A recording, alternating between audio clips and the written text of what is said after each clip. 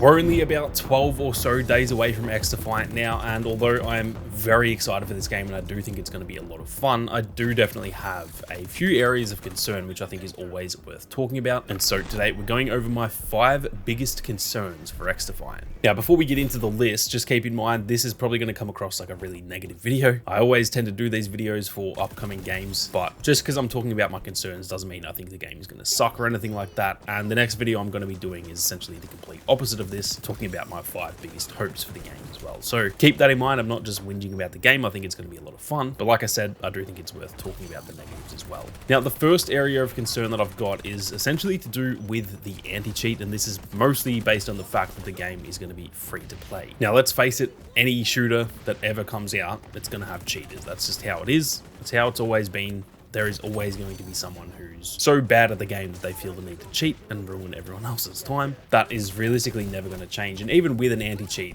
cheaters still do fall through the cracks. Now, the issue with the game being free to play is that it does remove one of the deterrents of people coming back and cheating over and over again, in the fact that other games out there, for example, let's take Call of Duty. If you want to cheat in Call of Duty, or at least not in Warzone, in the actual multiplayer element itself, you've got to kind of buy the game every single time you get banned, and that does deter a lot of people from doing that, because if you get banned every week, for example, you're gonna have to buy the game again the next week. That's $70 every single week on a game, and most people are not, even cheaters are not generally stupid enough to do that. And so a game having a paywall, in the sense of being a $70 game, can be a good thing in that sense, because it kind of stops people from repeat offenses of cheating. The downside to a free-to-play game is that, let's just say I cheated, for example, well, I could get banned, and then the next day I can literally just make a new account, get the game again for free. There's nothing they can do to stop that, and I can just go and cheat again. And that is a recurring issue that seems to happen with a lot of the free-to-play shooters out there. It's namely to do with BR games, because a lot of those games, you look at Fortnite, Warzone, Apex, those games are free, and especially when it comes to like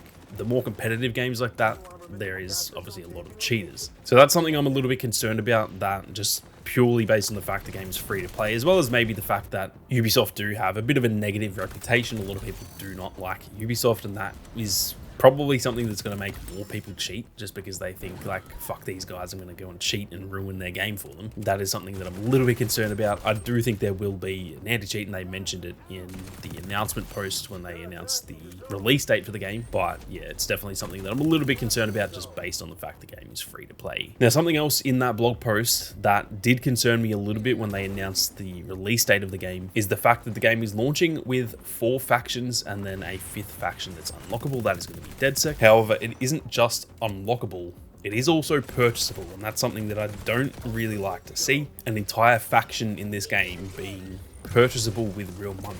To me, that is teetering on the edge of pay to win. Now, I don't think it is pay to win. I don't think DedSec is any better than the other factions, and the fact that you can unlock them means that it's not a genuine paywall. It's not like you have to pay money to get DedSec as a playable faction, but the fact you can kind of get there quicker by paying for it, I don't really like that, mostly for the fact that it just sounds bad. I don't even think it's that bad, because I'm not going to probably play DedSec all that often, to be honest. But yeah, it mostly just sounds bad to me, and it's something that can definitely come with negative press. Now, I'm making this video a few days in advance, so I don't know if by now people are like catching on to that or what, and this is something that people are already talking about, but I dare say leading up to launch, this will at some point catch on that, oh my god, you can purchase DedSec, and I think a lot of people are going to be unhappy about that. So even though it's not a huge drastic issue or anything like that, I think that is something I'm a little bit concerned about, mostly just to do with the drama side of it. Now, before we go any further, if you guys are new to the channel and you are interested in more XDefiant content, be sure to hit that subscribe button. There is so much more content on the way. There's plenty of content in the lead up to launch, and there is going to be even more once the game is finally here on the 21st of May, so make sure you don't miss out. Now, something else I'm a little bit concerned about is the fact that this game is very similar to Call of Duty, and I know that might sound a little bit weird. Why is that a concern? But I really hope they don't go too similar to Call of Duty. We did hear a few leaks from Tom Henderson back in March that apparently a lot of the delays were to do with the higher ups kind of trying to push the game a little bit more in the direction of Call of Duty. And although I think in certain ways that's completely fine, there is a lot of trends that Call of Duty do that I think other games can definitely take and potentially do even better. Stuff, for example, like the prestige system that this game is going to be getting getting. And so that kind of thing is completely fine. But I think if the game is too similar to Call of Duty, just in terms of the general gameplay and stuff, a lot of people are probably going to get bored of it very quickly, because unfortunately Call of Duty these days is just kind of boring. That's why so many people are excited for this game, because it is kind of a fresh take on that. And it does feel a bit more like the old school Call of Duties in a way. But if they go too close to what Call of Duty is, it's just going to feel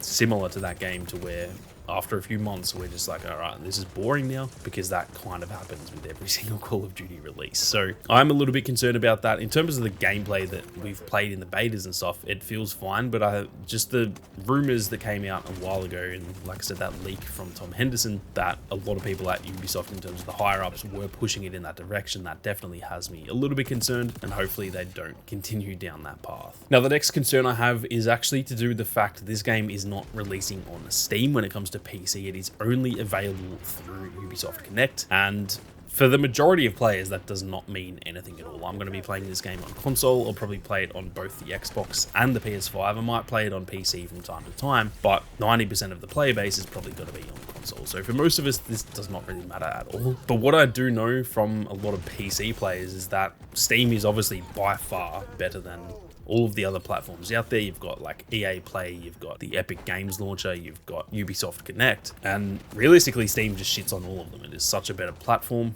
There is a reason it is the #1 PC platform. And a lot of the time, unfortunately, games that don't release on Steam, they can kind of die off a little bit, at least on PC. Like I said, I don't think that will affect the overall player base, because most people will be on PlayStation and Xbox. But it is still a little bit concerning that maybe the PC player base will be a little bit dead, because unfortunately not that many people are keen to have to go through Ubisoft Connect. It does seem like a pretty small thing, and for me personally, it's not an issue. I'll still play it through Ubisoft Connect, but there are a lot of more like stubborn people out there that just want to play games through Steam, and it's a bit of a hassle to have to download a whole new launcher and launch your games through there. So that's something I'm a little bit concerned about, just in terms of the PC side of things. Like I said, the overall game I don't think it will affect, but the PC player base is obviously very important, and so hopefully they don't die down just simply because it's not on Steam.